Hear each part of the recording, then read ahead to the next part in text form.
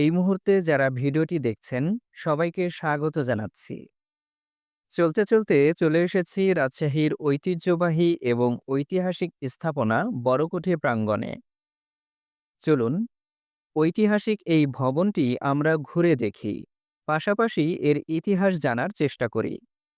বড়কুঠি রাজশাহী কলেজের দক্ষিণে এবং পদ্মা নদীর উত্তর পাড়ে অবস্থিত। ইষ্টক নির্মিত এবং সমতল ছাদ বিশিষ্ট এই ভবনটি ১৮০০ শতকের শুরুর দিকে, অর্থাৎ ১৭২৫ সালের পূর্বে ওলন্দাজ রেশম ব্যবসায়ীদের নির্মিত এক উল্লেখযোগ্য কীর্তি। এটি প্রথমে ওলন্দাজ বা ডাচদের ব্যবসা কেন্দ্র ছিল। জরুরি সময়ে ওলন্দাজ ব্যবসায়ীরা ভবনটি দুর্গ হিসেবেও ব্যবহার করত। এজন্য ভবনের ছাদে এবং নিচে বেশ কয়টি কামান শত্রুদের মোকাবেলার জন্য প্রস্তুত করে রাখা থাকত।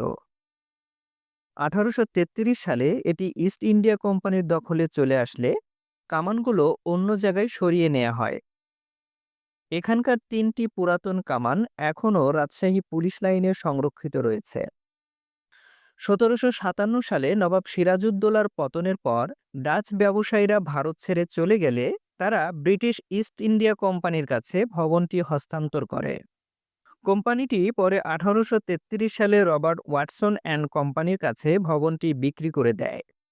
১৯৪৭ সালে ব্রিটিশরা চলে যাওয়ার পর ভবনটি সরকারি সরবরাহ কেন্দ্র হিসেবে ব্যবহৃত হয়।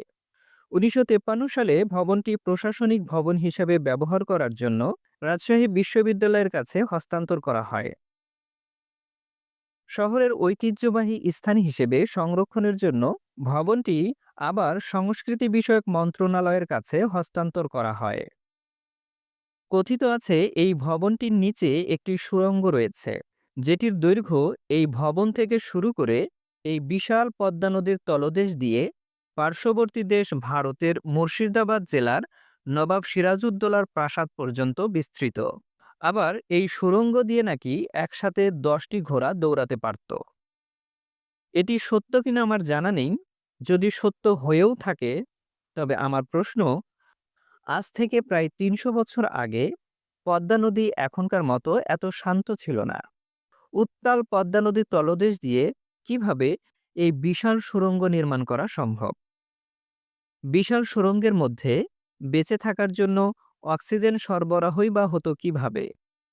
যেহেতু এই ভবনটি নির্মাণ করেছে ওলন্দাজ ব্যবসায়ীরা, এদের সঙ্গে নবাবের কি এমন মিত্রতা ছিল যে নবাব তার ব্যক্তিগত প্রাসাদ পর্যন্ত এই বিশাল সুড়ঙ্গ নির্মাণের অনুমতি দিলেন? নাকি ওলন্দাজ ব্যবসায়ীরা গোপনে এই সুড়ঙ্গ নির্মাণ করেছে? সেটিও প্রায় অসম্ভব, কারণ ওলন্দাজ কিংবা ব্রিটিশ কারোর পক্ষেই এই বিশাল কর্মযজ্ঞ গোপনে করা সম্ভব নয়। সবকিছু মিলিয়ে দীর্ঘ এই সুড়ঙ্গের বিষয়টি আমার কাছে কথিত এবং কাল্পনিক মনে হয়েছে।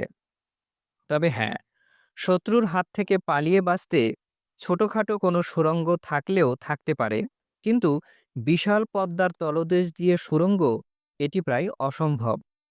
যদি ভবিষ্যতে কখনো এর সঠিক সত্যতা জানতে পারি, তবে আপনাদের পরবর্তী ভিডিওতে জানিয়ে দেওয়ার চেষ্টা করব।